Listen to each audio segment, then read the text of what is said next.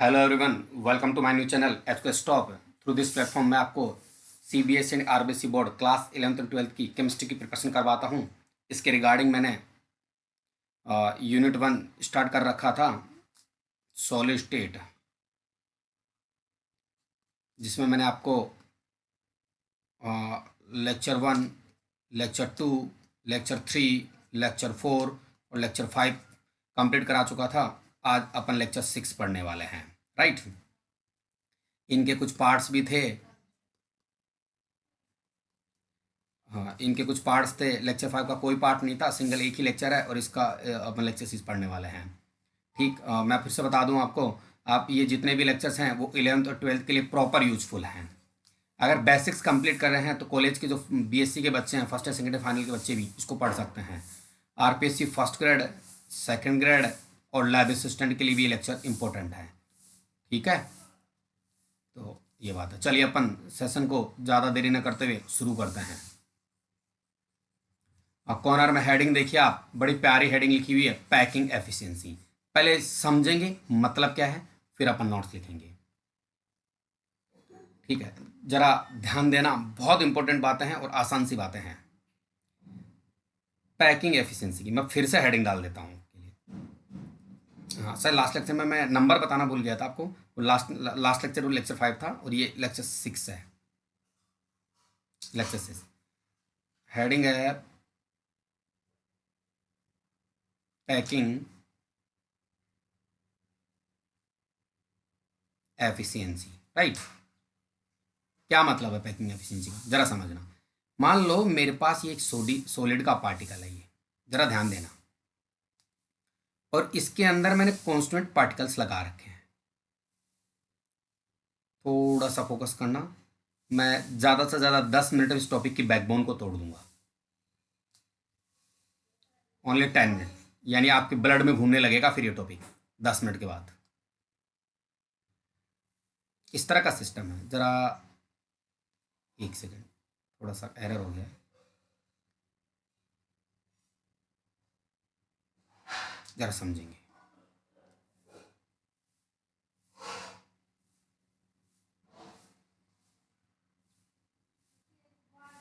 इस तरह से ये पार्टिकल लगाए हैं मैंने।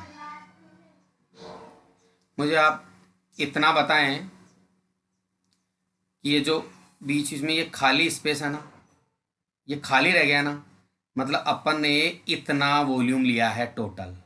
ध्यान देना मेरी बात, इस वॉल्यूम में पूरा वॉल्यूम कांस्टेंट पार्टिकल्स के द्वारा फिलअप नहीं किया गया है।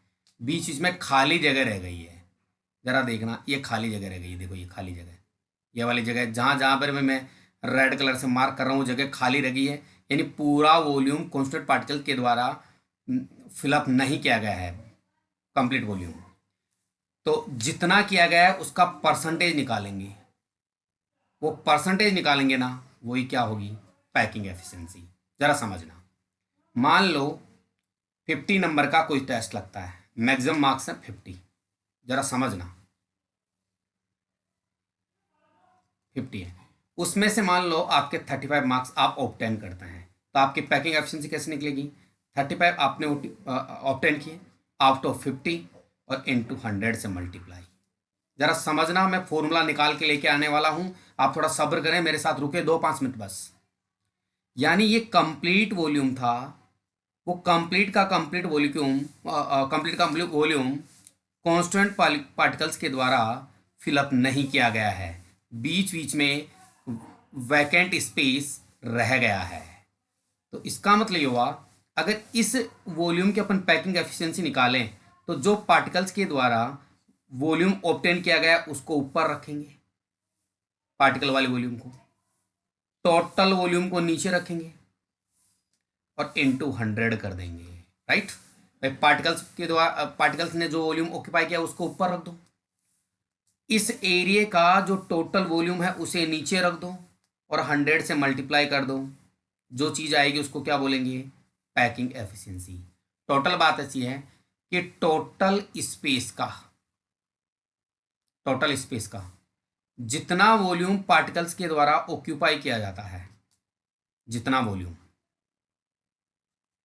वॉल्यूम पार्टिकल्स के द्वारा ऑक्यूपाई किया जाता है उसी को अपन क्या बोलते हैं, पैकिंग एफिशिएंसी। ठीक, इस तरह से।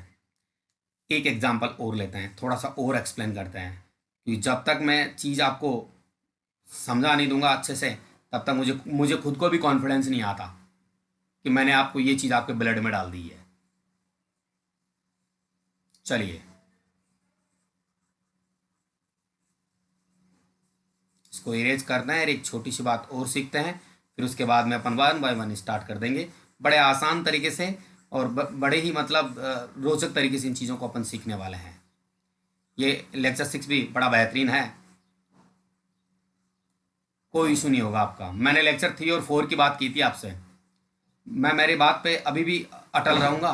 मैंने कहा था आप लोगों को कि आप लेक्चर 3 और 4 को अच्छे से पढ़ लो, और अगर आपने नहीं पढ़ा है तो उस लेक्चर को 2-2 बार देख लीजिए आप अच्छे से, बस बाकी चीज़ों में आपको कोई दिक्कत नहीं आने वाली है, मैंने ऑलरेडी बोल दिया। तो वहाँ क्या है कि थोड़ा सा इमेजिनेशन बनाना पड़ता है, और आप और मैं एक दूसरे को दिख नहीं रहे, अगर बोर्ड पे क्लास चल रही होती तो मैं वो इमेजिनेशन भी आपको बना के दिखा देता, तो इसलिए थोड़ा सा इशू था मैं 3 और 4 में, वरना मैं तो उसमें भी इशू नहीं आने देता आप लोगों को। चलिए और पढ़ते हैं। मान लो मैंने एक वॉल्यूम इस तरह का लिया है, एक की, और इसमें मैंने ऐसे बहुत सारे पार्टिकल रख दिए हैं, मेरी बात समझना, बात को, ऐसे पार्टिकल रख दिए गए। मान लो इस एरिया का टोटल वॉल्यूम 15,000 घन सेंटीमीटर है इसका, और कांस्टेंट पार्टिकल के द्वारा जो वॉल्यूम ऑक्यूपाई किया गया है वो मान लो 10,000 घन सेंटीमीटर ऑक्यूपाई किया गया है। तो देखिए कांस्टेंट पार्टिकल द्वारा कितना वॉल्यूम ऑक्यूपाई किया गया, 10,000, टोटल वॉल्यूम कितना था 15,000, 100 से मल्टीप्लाई करो आंसर आ जाएगा, 2 जीरो से 2 जीरो चला गया, 1 से फिर 1 चला गया है। ठीक है, अब आप 1000 के अंदर 15 का डिवाइड करके जो भी आंसर आने वाला आपका, वही आपका आंसर पैकिंग एफिशिएंसी के फॉर्म में आ जाएगा, राइट। तो टोटल स्पेस का कितना स्पेस ऑक्यूपाई किया गया है, तो मैं एक डेफिनेशन लिख रहा हूँ, ध्यान देना एक बार। अपन लेक्चर को शुरू करते हैं।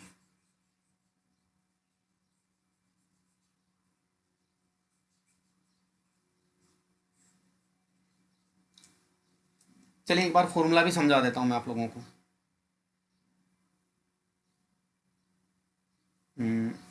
एक एग्जाम्पल लेकर के फॉर्मूला भी समझा देता हूँ, फिर नोट्स लिख लेते हैं। मान लो कुछ पार्टिकल्स हैं जो यहाँ पड़े हुए हैं, और इसकी पैकिंग एफिशिएंसी अपन को निकालनी है, इसकी पी निकालनी है, पैकिंग एफिशिएंसी, पी का मतलब पैकिंग एफिशिएंसी वो फाइंड आउट करनी है। तो मुझे एक बात बताओ, पैकिंग से पी इज इक्वल टू, अपन ऐसा करते हैं पार्टिकल का, जैसे मान लो कितने पार्टिकल है, 1 2 3 4 5 6, ऐसे कुछ ना कुछ तो है, उसको अपन जेड लिख लेते हैं। मेरी बात समझना, मैं फॉर्मूला बना रहा हूँ, ये पार्टिकल 10 5 15 20 25 कुछ भी हो सकते हैं, उनको मैंने जेड लिख लिया, चूंकि बिकॉज ऑफ दैट ये एक स्फेयर है, बिकॉज एक स्फेयर है, और एक स्फेयर का वॉल्यूम कितना होता है 4/3 r³। ऐसा आप मेंसुरेशन में पढ़ते हैं मैथमेटिक्स के अंदर, जितने भी स्फेयर होंगे उनको अपन ने जेड मान लिया, जेड कंसिडर कर लिया, और एक स्फेयर का वॉल्यूम होता है 4/3 πr³। तो जैसे मान लो, अगर मान लो ये टोटल मान लो 10 है, तो इस जेड की जगह 10 आ जाएगा, अगर 100 होंगे तो 100 आ जाएगा, जैसा भी है मतलब। और एक स्फेयर का वॉल्यूम कितना होता है 4/3 r³, राइट।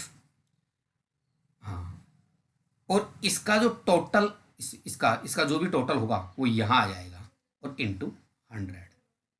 अब बिकॉज अब अपन क्या करते हैं, अपन जो क्रिस्टल लेटिस में क्या होता है जरा समझना, एक सेकेंड, चीज़ें सारी समझ में आ जाएगी। अब हम अपन रफ आइडिया में सीख रहे हैं तो उल्टा सीधा कैसे भी सीख लो, टोटल बात ऐसी कि आपको समझ में आना चाहिए। अपन क्या करते हैं, क्रिस्टल लेटिस के अंदर एक यूनिट सेल को कंसिडर करके चलते हैं।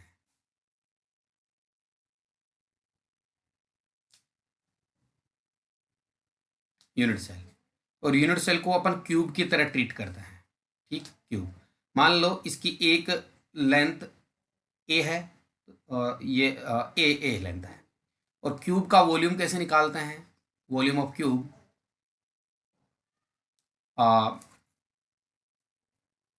लेंथ आ जाएगी यहाँ, और लेंथ के पावर कितना आ जाएगा 3 आ जाएगा, ठीक है। इस तरह से लेंथ क्यूब होता है, sorry for that, length cube होता है। तो आप मुझे एक बात बताओ, इसकी लेंथ ए मान रहे हैं तो इसका क्यूब ये आ जाएगा, क्योंकि अपन यूनिट सेल कंसिडर करके चलते हैं। और एक, हाँ सुनो, जैसे मान लो एक क्रिस्टल लेटिस ऐसी 100 यूनिट सेल से मिलकर बना है। मेरी बात ध्यान से सुनना, बहुत इंपॉर्टेंट बातें बता रहा हूँ। वो आगे वाली चीजें तो समझ में आ जाएगी, अपन कर क्या रहे हैं, क्यों कर रहे हैं, ये बातें समझ में आना जरूरी है। मान लो ऐसी 100 यूनिट सेल मिलकर के क्रिस्टल लेटिस बना रही है, क्रिस्टल लेटिस। तो अपन एक यूनिट सेल का पैकिंग एफिशिएंसी निकाल लेते हैं, एक यूनिट सेल की। बाकी 100 में भी वही होगी वो। तो अपन एक यूनिट सेल की पैकिंग एफिशिएंसी निकाल रहे हैं, इसलिए अपन एक यूनिट सेल को क्यूब की तरह मान रहे हैं, और क्यूब के वॉल्यूम को अपन लेंथ क्यूब मान रहे हैं, राइट ना। इस तरह से है। तो जो पार्ट जितने भी पार्टिकल होंगे वो यहाँ आ जाएंगे हमेशा। एक पार्टिकल का वॉल्यूम दे रखा है, तो जो भी पार्टिकल होंगे टोटल पार्टिकल का वॉल्यूम ऊपर आ जाएगा, और यूनिट सेल का वॉल्यूम नीचे आ जाएगा, और 100 से हम मल्टीप्लाई कर देंगे तो क्या आ जाएगा, पैकिंग एफिशिएंसी, राइट। तो चलिए, तो क्या करेंगे अपन, और जितना आयतन पार्टिकल्स ने ऑक्यूपाई किया है उसका परसेंटेज क्या होगा, है ना। यूनिट सेल के टोटल वॉल्यूम में से जितना वॉल्यूम पार्टिकल्स ने ऑक्यूपाई किया है उसका परसेंटेज क्या होगा। मेरे लाइन पे ध्यान सुनो। एक यूनिट सेल है, उसका टोटल वॉल्यूम जितना भी है, उस टोटल वॉल्यूम में से कांस्टेंट पार्टिकल्स ने कितना वॉल्यूम ऑक्यूपाई किया है उसका परसेंटेज निकालिए। वो परसेंटेज क्या होगा, पैकिंग एफिशिएंसी होगा, राइट। अब लिखता हूं मैं थ्योरी, अब आपको आराम से अच्छे समझ आ जाएगा, फॉर्मूले वगैरह सब क्लियर हो जाएंगे।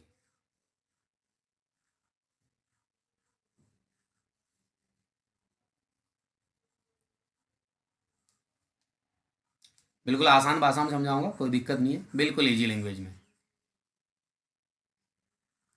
आप मेरे लिए काम करें, मैं आपके लिए हार्ड वर्क करने के लिए तैयार हूँ।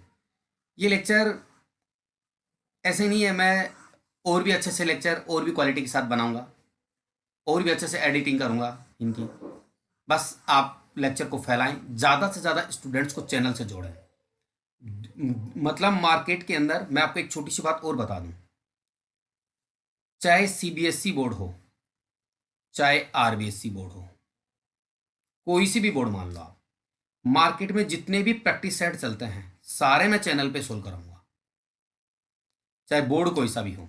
आपको ऐसे मिलेंगे प्रैक्टिस सेट 1 2 3 4, ऐसे मैं 5 5 6 6 10 10 प्रैक्टिस सेट सोल्व करा दूंगा। सारे न्यूमेरिकल अलग से मैं वीडियो बनाने वाला हूँ न्यूमेरिकल्स पे, चाहे कोई सा भी बोर्ड हो आपका, सारे न्यूमेरिकल्स पे अलग से प्लेलिस्ट तैयार कर दूंगा मैं। लेकिन आप बच्चों को ज़्यादा से ज़्यादा चैनल से जोड़ें। अगर बच्चे चैनल से ज़्यादा नहीं जुड़ पाए तो ये हार्डवर्क करना मुश्किल है, क्योंकि आपको पता है कि जब बच्चे जितने ज़्यादा आएंगे मेरा भी कॉन्फिडेंस बढ़ता है कि मेरे चैनल से इतने बच्चे जुड़े हुए हैं। इसलिए ज़्यादा से ज़्यादा लेक्चर को शेयर करें अपने रिलेशंस के अंदर, अपने आसपास कॉलोनी के अंदर, और भी कोई आस पड़ोस की स्कूल हैं उनको बच्चों को डील करें, पढ़ने के लिए बोलें। कोई बच्चा, मैं वादा ही नहीं दावा भी करता हूँ, आपसे प्रॉमिस करता हूँ, मेरे चैनल पे अगर कोई बच्चा 7 लेक्चर बी कंटिन्यू 7 डेज तक देख लेगा तो दुनिया की कोई ताकत नहीं रोक सकती उसको ये चैप्टर सीखने से। मैं फिर से सुन लो आप, मैं बाउंड कर रहा हूँ आप लोगों को। मेरे चैनल पे कोई भी बच्चा 7 लेक्चर बी कंटिन्यू, लेक्चर 1 से, सर कंडीशन ये है कि लेक्चर 1 से 1 2 3 4 7 लेक्चर बी कंटिन्यू देख लेगा तो दुनिया की कोई ताकत उसको 7 डेज तक 7 लेक्चर देखने हैं, दुनिया की कोई ताकत नहीं रोक पाएगी इन लेक्चर्स को सीखने से। तो सारी चीज़ समझ में आएगी, और सारा कंटेंट मैं आपको लेक्चर पे दूंगा। आपको कोई चीज़ मार्केट से खरीदने की जरूरत नहीं है, कोई बुक मार्केट से खरीदने की जरूरत नहीं है, सब चीज़ें मैं चैनल पे कराऊंगा। बस आप मेरा साथ दें, मैं हार्डवर्क करने के लिए तैयार बैठा हूँ। यानी आप मुझे इतना अंदर इतना मोटिवेट इंस्पायर कर दें कि मैं मजबूर हो जाऊँ ये सब कुछ करने के लिए। आप कमेंट सेक्शन में बार बार लिखें कि सर लेक्चर अपलोड करो, इस चैप्टर का करो, उसका टेस्ट लगेगा। यानी काम तुम्हारे स्कूल का होगा और करूंगा मैं। इसलिए मेरे चैनल से जुड़े रहें, ज़्यादा से ज़्यादा लोगों को चैनल के प्लेटफॉर्म पे लाएं, और मेरे को बताएं अगर मेरे मेरे पढ़ाने में कोई कमी लग रही है तो उसको भी बताएं कि सर आपके पढ़ाने में ये कमी है, तो मैं सुधार करूंगा, ठीक है। और जब अपना चैनल रजिस्टर्ड हो जाएगा तो मैं बोर्ड पे भी क्लासें लूँगा, व्हाइट बोर्ड पे भी क्लासें लूँगा, जब अपन मैं आपको फेस टू फेस दिखा दूंगा, ठीक है। चलिए पैकिंग एफिशिएंसी को शुरू करते हैं। एक छोटी सी डेफिनेशन लिखूंगा पहले। देखो डेफिनेशन क्या है, the percentage of total space, the percentage of total space filled filled by the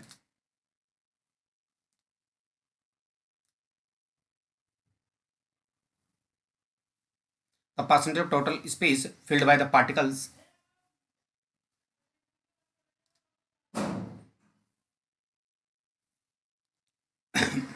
is called packing efficiency.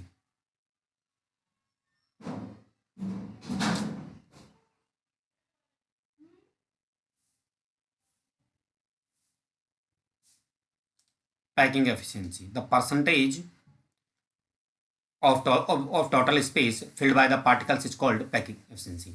यानी यूनिट सेल का जो टोटल स्पेस है उसमें से पार्टिकल्स के द्वारा कितना फिल्ड किया गया है उसका क्या निकालना, अपन को परसेंटेज निकालना है, और वही क्या होगी अपनी पैकिंग एफिशिएंसी पी होगी।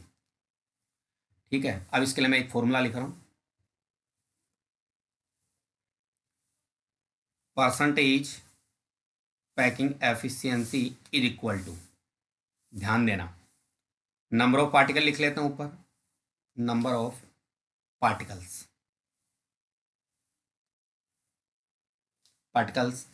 in unit cell in a unit cell।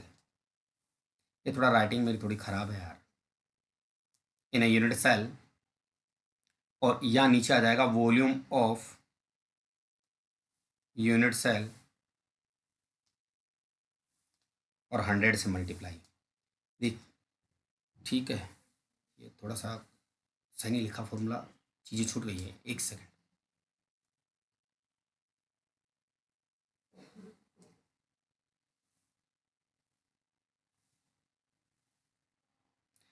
Number of particle, कितने पार्टिकल यूनिट सेल में, वो तो यहाँ आ जाएगा, और यहाँ आ जाएगा वॉल्यूम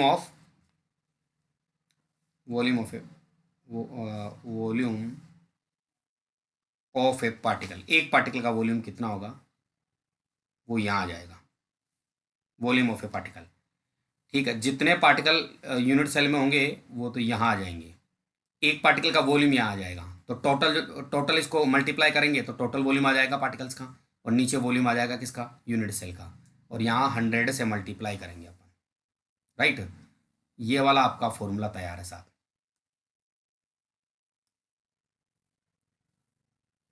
ठीक है, ये आपका फॉर्मूला तैयार है।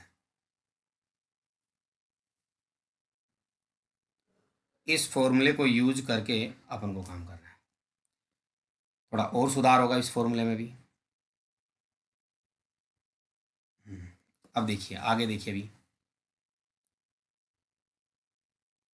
Percentage packing efficiency is equal to, इसको है ना, number of particle in unit cell को जेड लिख लेता अपन, येलो Z, volume of a particle. अब पार्टिकल कैसा अपना स्फीयर है, थोड़ी देर पहले बताया था, और एक स्फीयर का वॉल्यूम कितना होता है 4/3 पाई आर क्यूब, तो ये देखो 4/3 पाई आर क्यूब ऊपर आ गया। यूनिट सेल की जो लेंथ है उसको ए मानते हैं, तो ए क्यूब क्या हो गया इसका, यूनिट सेल का वॉल्यूम हो गया ये वाला, और इनटू 100। एक काम करते हैं अपन, इस वाले बॉक्स को तो हटा देते हैं अपन,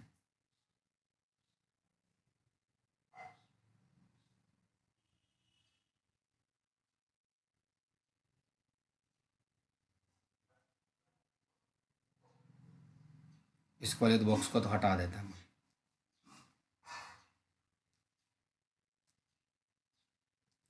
ठीक है, और इस पे बॉक्स लगवाना है, ये इंपॉर्टेंट फॉर्मूला, इसको करना, चीज़ें मैंने पूरी बता दी आप लोगों को। ठीक है, ये फॉर्मूला अपना तैयार है। अब अपन पैकिंग एफिशिएंसी निकालेंगे अलग अलग यूनिट सेल के अंदर। सबसे पहले अपन एफसीसी में निकालेंगे।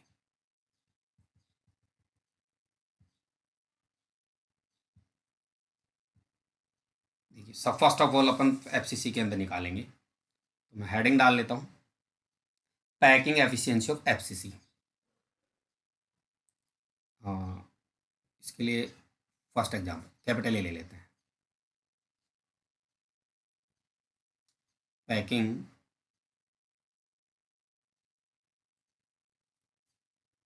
Efficiency of FCC.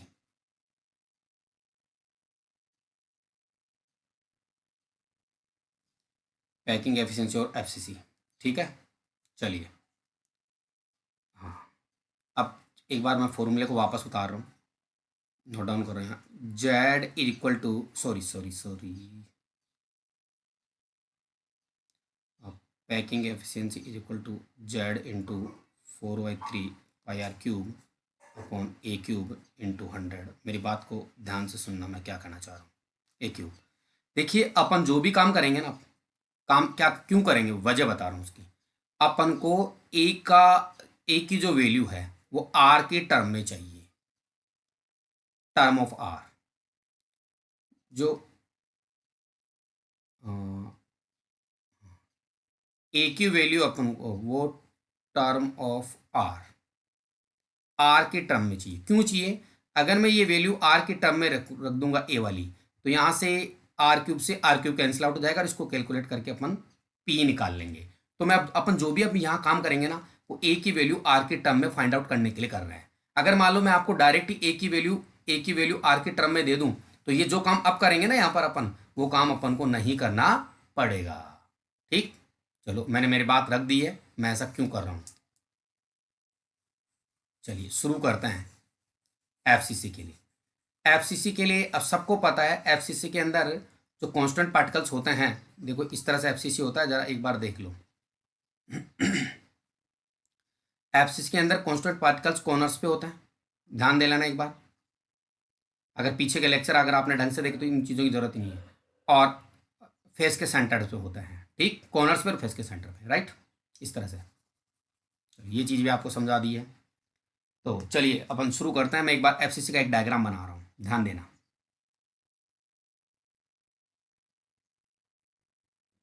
एक शानदार सा डायग्राम बनाएंगे अपन।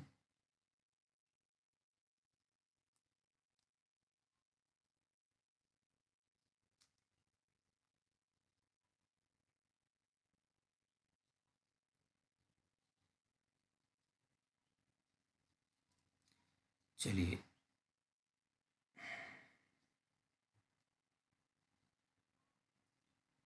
ये एफसीसी के लिए डायग्राम बनाने का प्रयास किया मैंने।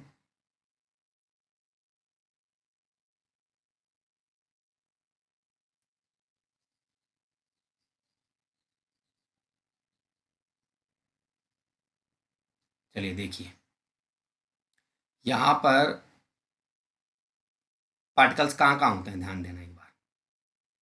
अब कॉर्नर्स पे होता है, चलिए मैंने कॉर्नर पे एक पार्टिकल बना दिया है। सेंटर पे होता है, सेंटर वाले को मैं दूसरे कलर से बना देता हूँ तो सही रहेगा।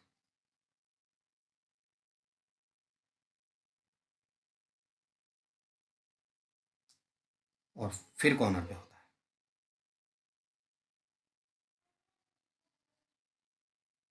सारे सेंटर पे सारे कॉर्नर पे आ जाएगा कोई पार्टिकल, तो ऐसी कोई बात नहीं है, लेकिन अपना काम इसी से हो जाएगा।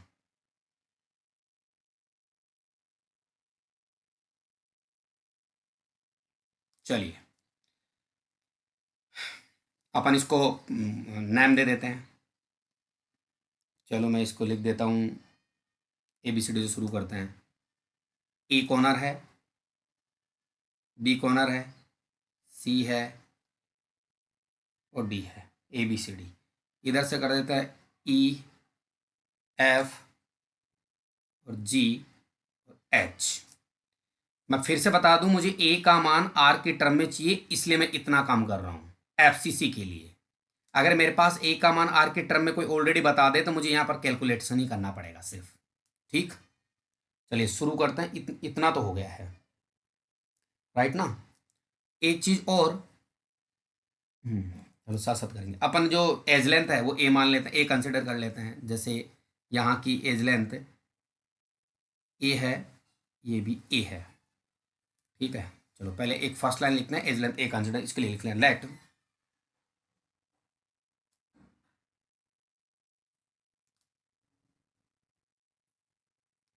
एज लेंथ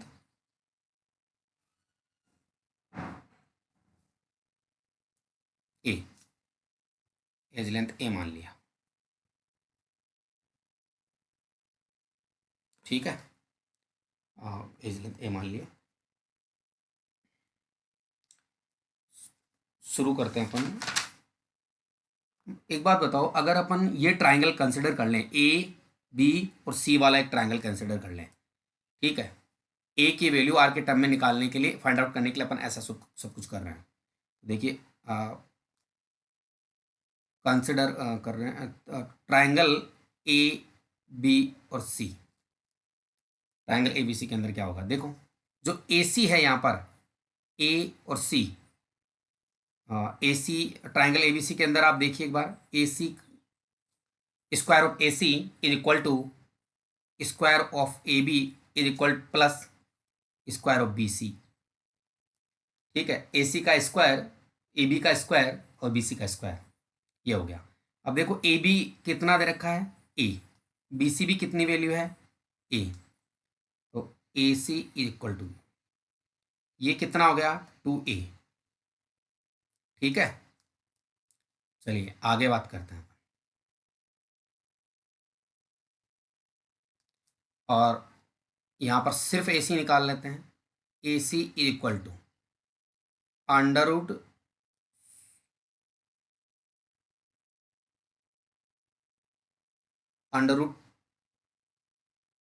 सॉरी जरा समझे, ए बी कितना है, ए है ना, तो ए का स्क्वायर हो गया ना, थोड़ा मिस्टेक हो गया, और बी सी में बी का स्क्वायर हो गया, तो ये कितना हो गया, 2a स्क्वायर, तो ये कितना हो जाएगा, अंडर रूट 2a। ए सी की वैल्यू ही आएगी। ठीक है, अब जरा समझो एक बार बात को,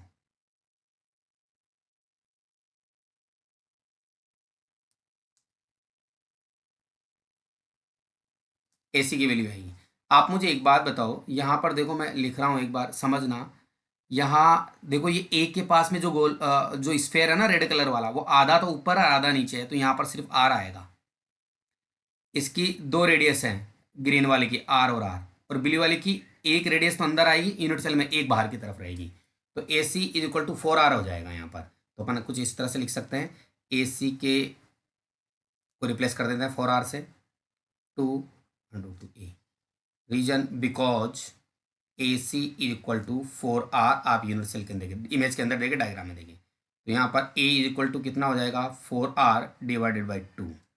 इसी फॉर्मूले को अपन क्या करते हैं, देख जरा समझना बात को, मैं अंडर 2 से ही तो मल्टीप्लाई कर देता हूँ, अंडर 2 से डिवाइड कर देता हूँ, तो फाइनल में जो आंसर आएगा वो आएगा 2√2, तो ब्लू से लिखता हूँ,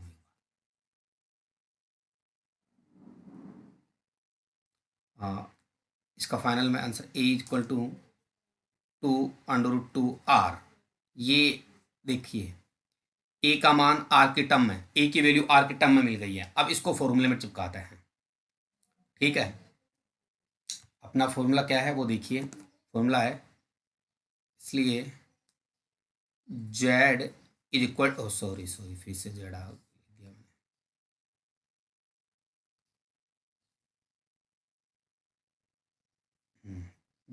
पैकिंग एफिशिएंसी, फॉर्मूला क्या है, packing efficiency is equal to z is equal to 4/3 πr³ upon a³ into 100। अब देखिए जेड बराबर एफसीसी के लिए 4 होता है, अपन लिख देंगे 4/3 πr³ और ए की वैल्यू आर के टर्म में, जरा देखो,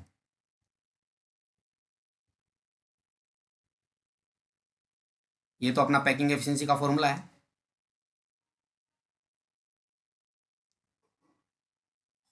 आर के टर्म में कितनी है, 2√2 r, इसके क्यूब लगा हुआ है, और ये 100।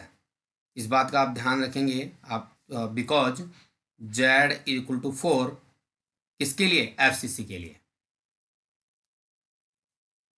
एफसीसी के लिए जेड इज इक्वल टू 4 होता है। अब इसको सोल्व करेंगे, आप सोल्व करेंगे तो देखो यहाँ पर क्या होगा, ऊपर तो देखो 4 को 4 से मल्टीप्लाई करेंगे तो 16/3,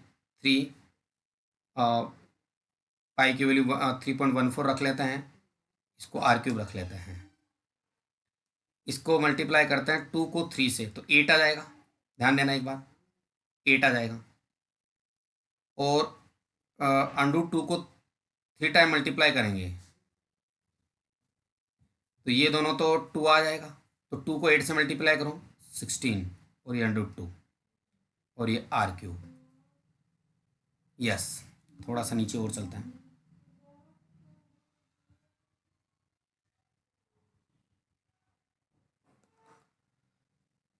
इतना हो गया तो ज़रा समझो बात को। r³ से r³ चल गया। अब इसको कैलकुलेशन करके अगर आपको लगे कि मैं कैलकुलेट कर लूँगा तो यहाँ लिख लेना। एग्ज़ाम में लिखने की ज़रूरत नहीं है। एग्ज़ाम के अंदर इतना समय आप कैलकुलेशन में इतना समय खराब करोगे, इससे अच्छा मैं बता दूँ इसका यहाँ 100 रहेगा सब। इसका जो आंसर है ना 74% आएगा। अगर यहाँ पर अपन 100 से मल्टीप्लाई नहीं करते ना तो आंसर अपना 0.74 रहता है। 100 से मल्टीप्लाई होते हैं ना ये 74 आ जाता है। मैं फिर से कह रहा हूँ, ये वाली जो कैलकुलेशन है, ये वाली जो कैलकुलेशन है, अगर आपको करनी है तो यहाँ लिख देना, नहीं करनी है तो डायरेक्ट आंसर लिख देना। डायरेक्ट के भी पूरे मार्क्स मिलेंगे आपको। आप सोचेंगे सर इससे डायरेक्ट कैसे लिख दिया, पूरे मार्क्स मिलते हैं, राइट। चलिए मैं इनको मिटा देता हूँ। इस तरह से आपने पैकिंग एफिशिएंसी क्या निकाली, 74%। अब चीज़ों को एक बार सीख लेना, समझ लेना, ठीक है। अब एक बार समझो इन चीज़ों को, मैं क्या कहना चाह रहा हूँ एक बार फिर से समझो। कुल मिला के बात ऐसी है कि ये एक एफसीसी यूनिट सेल है जो अपन ने बना ली है इस तरह से। इस यूनिट सेल में जो कांस्टेंट पार्टिकल्स हैं वो कॉर्नर्स पे होते हैं, एक तो येलो कॉर्नर्स पे, और फेस के सेंटर पे होते हैं, यहाँ यहाँ यहाँ और यहाँ। एक सेंटर ये, एक सेंटर ये, 6 पार्टिकल। अगर ऐसे ये तो अभी एक यूनिट सेल है और इसकी पैकिंग एफिशिएंसी कितनी आई, 74। मान लो ऐसी 1000 यूनिट सेल मिलकर के कोई क्रिस्टल लेटिस बना रही है। समझो बात को, क्रिस्टल लेटिस बना रही है, ठीक। तो अगर एक यूनिट सेल की पैकिंग एफिशिएंसी 74 आई है तो हजार की भी कितनी आएगी, 74, ठीक। इसलिए अपन पूरे क्रिस्टल लेटिस की पैकिंग एफिशिएंसी क्या कहेंगे, 74। अगर 100 से मल्टीप्लाई करते हैं तो परसेंटेज का साइन लगता है, 100 से मल्टीप्लाई नहीं करते हैं तो 0.74 भी आपको ऑप्शंस में कई बुक्स में मिल सकता है। एक तो ये चीज़। दूसरी चीज़, यानी जब एफसीसी क्रिस्टल लेटिस बनती, यूनिट सेल मिलकर के, जब एफसीसी यूनिट सेल मिलकर के कोई क्रिस्टल लेटिस बनाती है तो 74%, 74% पार्ट तो इन कॉन्स्टेंट पार्टिकल्स के द्वारा ऑक्यूपाई किया जाता है। बाकी 26% पार्ट वैकेंट रहता है, बीच में खाली जगह रहती है। ध्यान से सुन लेना, खाली जगह यानी बीच बीच में जो खाली जगह रहती है वो ये हो रहती है। यानी इसमें जो टेट्राहेड्रल और ऑक्टाहेड्रल वॉइड बनते हैं, ठीक है, वो 74% टेट्रा वॉइड, नहीं इसको छोड़ो, यानी जो खाली स्पेस है वो 26% रह जाता है। तो कई बार उल्टा सवाल पूछा जाता है कि पैकिंग एफिशिएंसी तो 74% होती है लेकिन रिक्तियां कितनी होती हैं। तो अगर रिक्तियां पूछी जाए आपको, यानी वर्ड्स पूछे, परसेंटेज ऑफ वर्ड्स पूछे जाए, वर्ड्स का अगर परसेंटेज ऑफ वर्ड्स पूछा जाए, रिक्तियों परसेंटेज ऑफ वर्ड्स पूछा जाए तो आपका आंसर क्या होगा, 26%। क्या आंसर होगा, 26%, राइट। तो पैकिंग एफिशिएंसी कितनी है, 74। परसेंटेज वर्ड्स कितने हैं, 26%। खाली रह गया ये स्पेस, वैकेंट रह गया है, राइट। ये फालतू की चीज़ों को मैं मिटा देता हूँ और कॉपी में क्या करना है नोट वो मैं आपको बता देता हूँ। उम्मीद करता हूँ ये सब चीज़ें आपको समझ में आई होगी।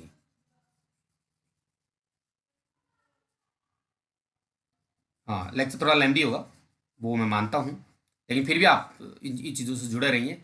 और देखो थोड़ा कई बार लेक्चर लेंदी बढ़ेंगे तभी तो टाइमली कोर्स कंप्लीट होगा। पीछे चलते हैं। देखिए सबसे पहले तो ये फॉर्मूला था जिसको अपन को जो ए की वैल्यू है अपन को आर के टर्म में चाहिए थी, इसलिए ये काम किया। और देख लो आप, अपने ए की वैल्यू आर के टर्म में यहाँ देखो यहाँ निकाली है, उसके बाद कुछ नहीं किया, उसके बाद डायरेक्ट फॉर्मूला यूज़ किया है। आप अच्छे से देख लो, मैं जो बातें बोल रहा हूँ उनको अच्छे से आप लर्न अप कर लो।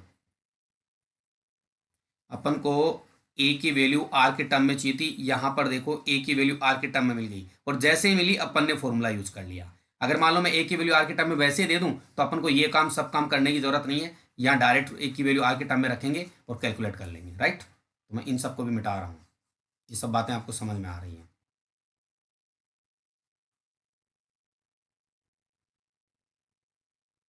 ठीक है, तो ये निकाला, इस फॉर्मूले में रखा, और रखने के बाद में ये आंसर आ गया अपना, राइट। यहाँ पर अगर आप कैलकुलेट करके रखना चाहो, कुछ लिखना चाहो तो आप लिख सकते हो, वरना डायरेक्ट आप ये 74% लिख देना।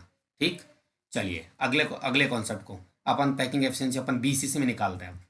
बीसीसी यूनिट सेल में, मतलब जो यूनिट सेल की पैकिंग एफिशिएंसी होगी ना, वही क्रिस्टल लैटिस की होगी।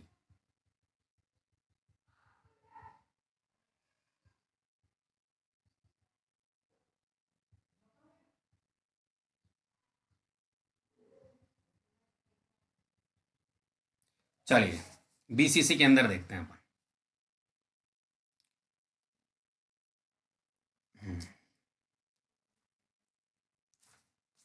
Percentage packing efficiency of BCC, short में लिख रहा हूं मैं PE, percentage packing efficiency of BCC. अब बीसीसी का पार्टिकल कैसा होता है वो, उसको एक बार अपन देख लेते हैं। मैं यहाँ पर एक इमेज बनाता हूँ बीसीसी की।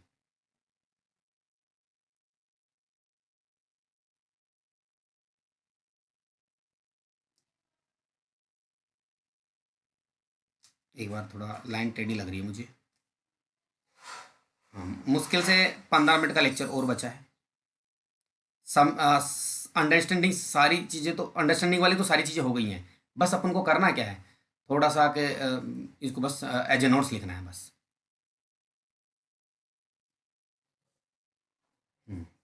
और कुछ नहीं करना, एज ए नोट्स लिखना है। बाकी समझ में तो सारी चीज़ें आ चुकी है, जो मुझे समझाना तो मैं समझा चुका हूँ आपको।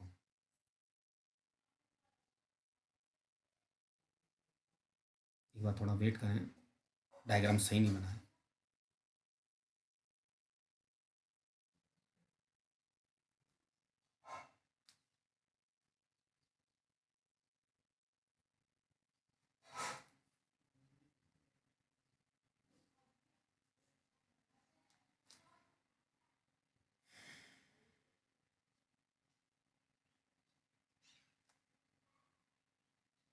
देखिए इस तरह से,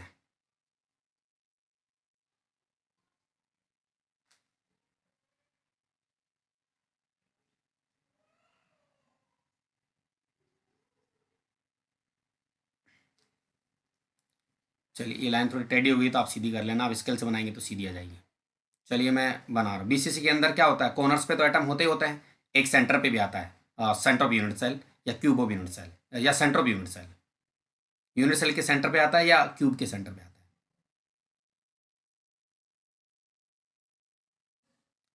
सेंटर वाले को मैं ग्रीन कलर से बना देता हूँ।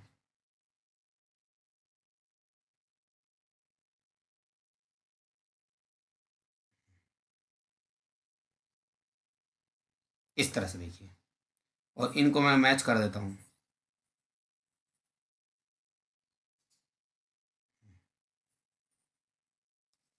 ठीक है, अब हम वो लाइन तो लिख लेते हैं, let edge length of unit cell या of unit cell A, edge length ये मान लिया है। अब देखिए अपन को वही क्यों पढ़ रहे हैं अपन, ए की वैल्यू आर के टर्म में चाहिए। ठीक है, अपना फॉर्मूला फिर से दिखा रहा हूँ मैं, formula z into 4/3 pi r cube a cube into 100। बार बार फॉर्मूले को लिखेंगे तो ये आपको लर्न हो जाएगा अच्छे से। इस ए की वैल्यू टर्म ऑफ आर में चाहिए, आर के टर्म में चाहिए अपन को, और आर के टर्म में करने के लिए अपन को ये ट्राइंगल वाइंगल सब बना रहे हैं अपन। तो यहाँ पर देखिए ज़रा समझना, मैं आगे की चीज़ क्या बताने वाला हूँ आप लोगों को। इसको तो देखो इरेज करते हैं, चीज़ों को समझना। देखो बस 2 मिनट में ही ये टॉपिक समझ आ जाएगा, फिर अपन को लिखना बाकी रहेगा। अब आप मुझे एक बात बताओ, ध्यान देना, एक इम्पोर्टेंट बात बता रहा हूँ। ये वाला ट्राइंगल नहीं बन सकता, ध्यान देना मैं क्या कहना चाह रहा हूँ।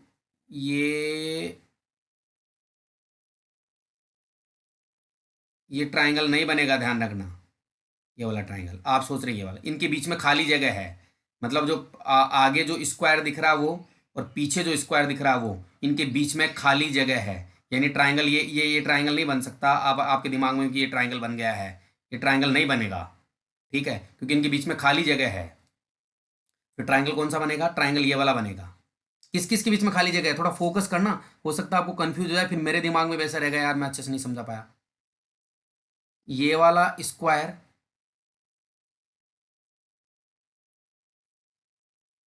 जो मैं डार्क कर रहा हूँ,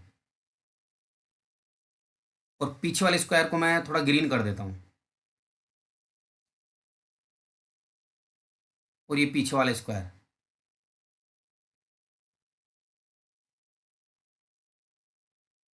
इन दोनों के बीच में जगह है खाली। आगे जो ब्लू वाला स्क्वायर दिख रहा है वो, और पीछे जो ग्रीन वाला स्क्वायर दिख, इनके बीच में खाली जगह है, इसलिए ये वाला ट्राइंगल नहीं बन सकता, राइट। तो फिर ट्राइंगल कौन सा बनेगा वो देखो आप। अब इसके लिए अपन क्या करेंगे, इसके लिए देखो मैं वो समझाना चाह रहा हूँ आपको। इसके लिए यस, इसके लिए देखो क्या करेंगे, मैं कह रहा हूँ पहले ये ट्राइंगल बना लेते हैं अपन। इसमें ये लेंथ ए होगी और ये लेंथ भी ए होगी, राइट। इन दोनों से अपन ये टूटी हुई लाइन ये वाला बना लेते हैं। जो पहले मैं इनको देखो इनका नेमिंग कर देता हूँ, फिर अच्छे से समझ आएगा। नेमिंग करने से अपन इनकी नेमिंग कर लेते हैं पहले। नेमिंग अपन ब्लैक से कर लेते हैं। इसको तो लिख लेते हैं ए, बी, सी और डी, ई, और इसको लिख लेते हैं एफ, जी, एच।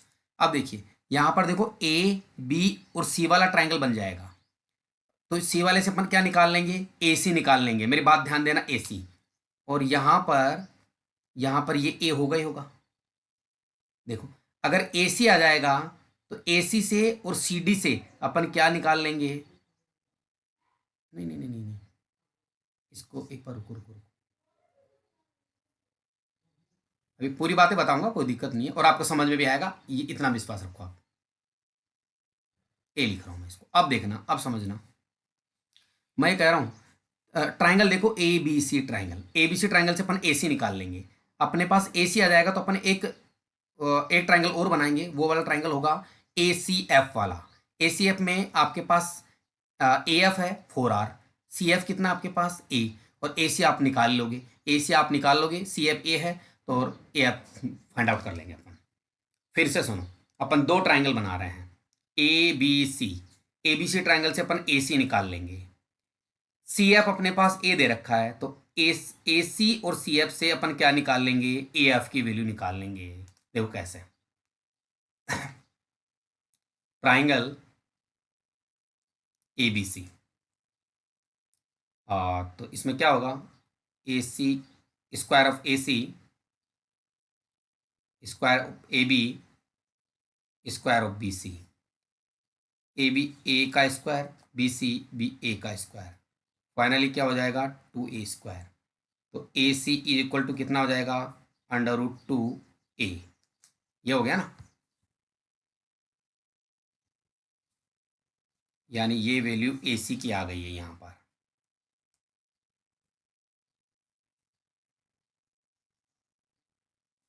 जरा समझो बात को। तो यहाँ ए सी की जगह लिख रहा हूँ मैं √2a, ए सी की जगह। अब देखो ए सी अपने पास √2a है, सी एफ अपने पास ए है, तो अब ए एफ निकल जाएगा। फिर से ट्राइंगल बना रहे हैं, ट्राइंगल ए सी एफ।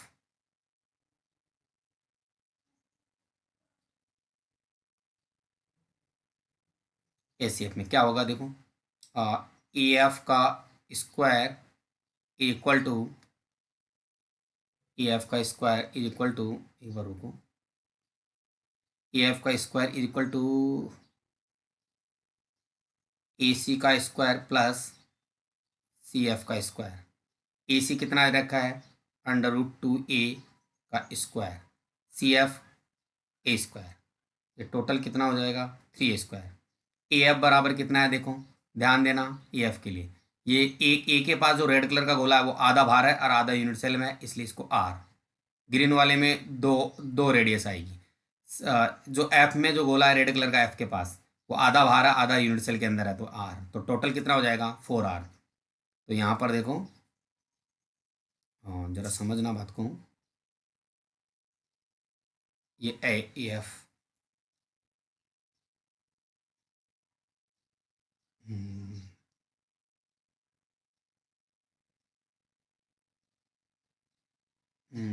ये रुकिए रुकिए, ए एफ का स्क्वायर ये हो गया, तो केवल ए एफ बराबर कितना हो जाएगा, √3a। ये देखो ए एफ की वैल्यू हो गई। अब यहाँ पर देखो ए एफ बराबर कितना हो जाएगा, 4r, तो ये √3a, 4r is equal to, अब यहाँ से ए निकालो, ए निकालेंगे तो कितना हो जाएगा, 4r डिवाइड बाई √3, ये वाला। अब ये काम की चीज़ है, इससे आगे निकलेगा। तो इन वाले एरो को मैं हटा, इन वाले बॉक्स को हटा देता हूँ मैं।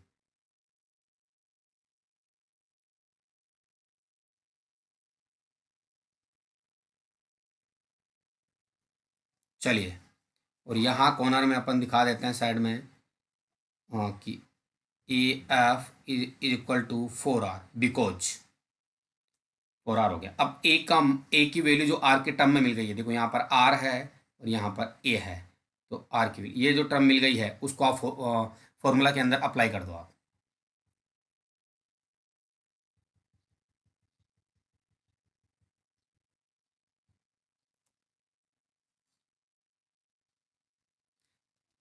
तो फॉर्मूला क्या है, इसलिए packing efficiency equal to z 4/3 pi r cube upon a cube into 100, ये अपना फॉर्मूला था। पैकिंग एफिशिएंसी देखो, जेड की वैल्यू 2 होती है, किसके लिए, पीसीसी के लिए, 4/3 पाई आर क्यूब ये है ही, ए की वैल्यू क्या दे रखी है, 4r √3 क्यूब इंटू 100। अब देखो यहाँ आर दिख रहा है आपको,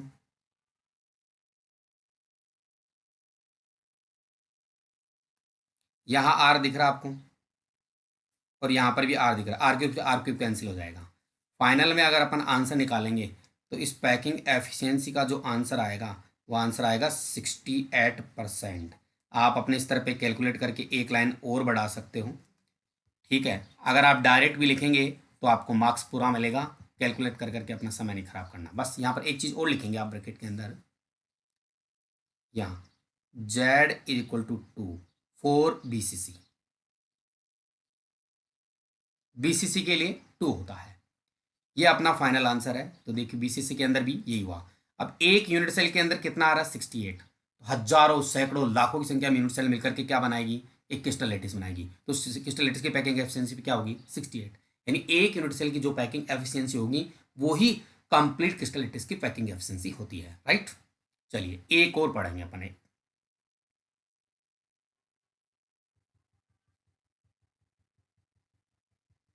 चलिए एक और पढ़ेंगे,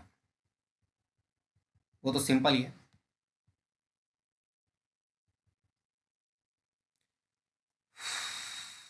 पैकिंग एफिशिएंसी निकालेंगे अपन, सी,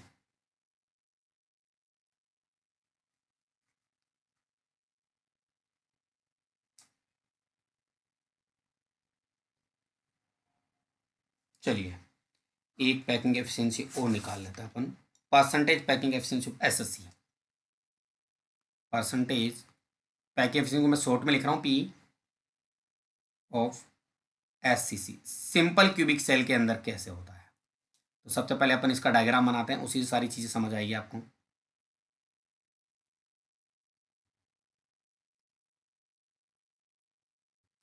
थोड़ा सा वापस से देखो, टेढ़ा बन गया, बेंट हो गया डायग्राम।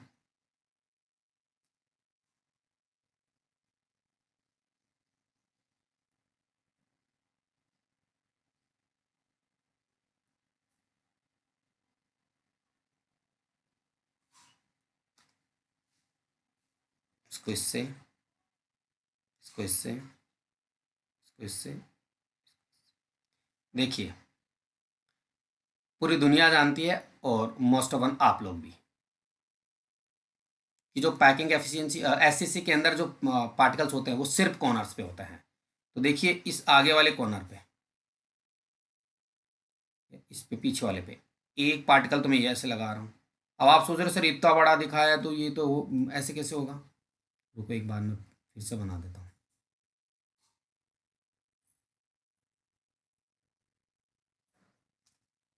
चलिए इसको मैं वापस बना देता हूँ।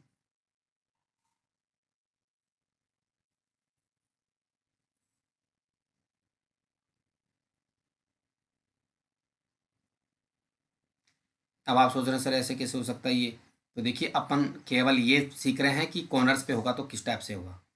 चलो पीछे ये इधर बना देता हूँ।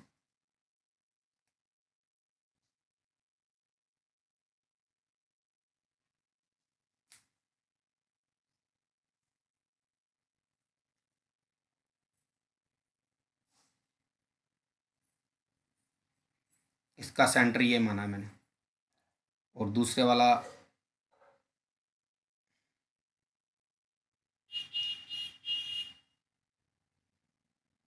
इसका सेंटर ये मान लिया। देखो कॉर्नर्स पे हैं दोनों। अब ये कोई मतलब नहीं है कि बाहर निकले हैं, बस आप कॉर्नर्स पे दिखा दो कॉर्नर्स पे हैं। अब अपन को सबसे पहले तो वो लाइन लिख लेते हैं अपन। हाँ हाँ, इसकी भुजा क्या मान के चलते हैं अपन, ए मान के चलते हैं।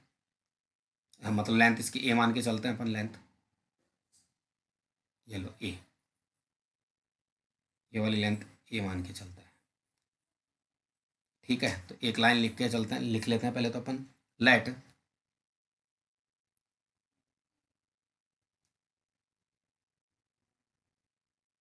As length of unit cell equal to ए।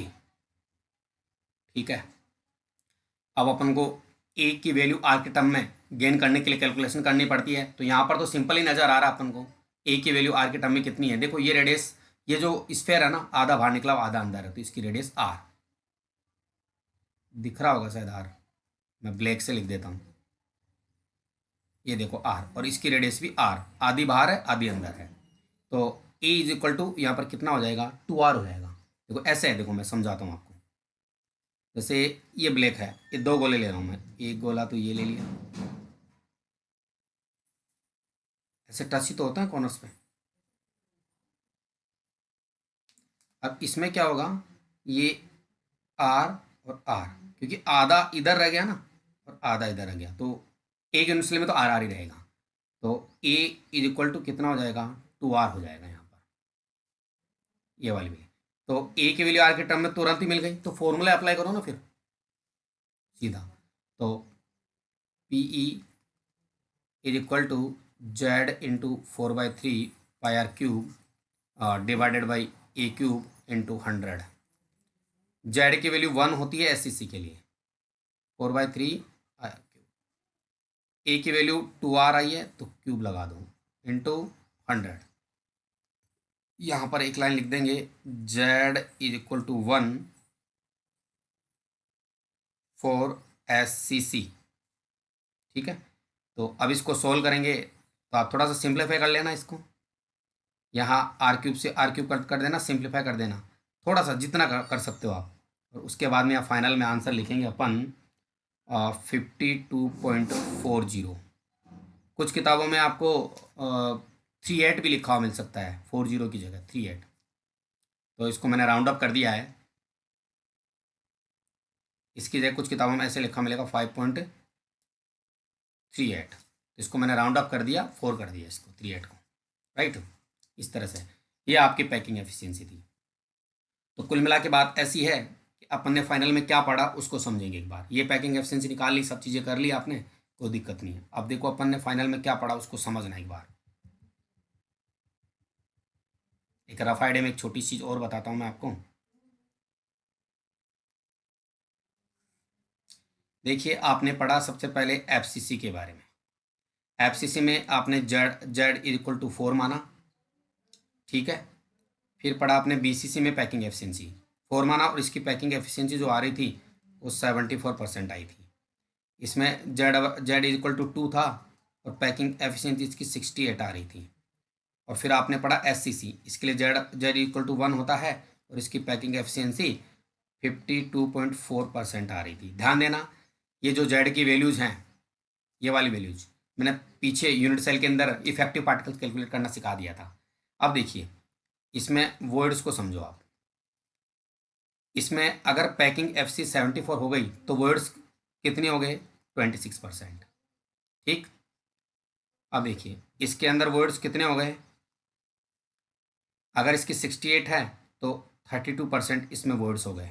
कई बार ये वाला क्वेश्चन पूछ लिया जाता पैकिंग एक्सपेंसिव ना पूछ करके। ठीक है, और इसमें वर्ड्स कितने हो गए? परसेंटेज ऑफ वर्ड्स, इसको आप ऐसे लिख सकते हैं percentage of words, percentage of words, percentage of words. और इसमें परसेंटेज ऑफ वर्ड आप निकाल लो कितना हो गया है, 32, यानी 37.6 हो गया। ठीक है, आप और कैलकुलेट करके देख लेना इस तरह से। 37.6% वर्ड्स हो गया परसेंटेज। तो इसका परसेंटेज वर्ड 26%, इसका परसेंटेज ऑफ वर्ड 32%, इसका 37.6%। ये आपको नोट्स कॉपी में नहीं लिखना है, केवल आपको मतलब नॉलेज के लिए बताया ये सब चीज़ें, राइट। इस तरह से चलिए ये टॉपिक भी आपका कंप्लीट हो गया, लेक्चर 6। अब उसके बाद में अगले सेशन में मैं लेक्चर 7 लेके आऊँगा। ठीक है, तो then I am so that thanks for watching. If you like this video, share more and more and like it also.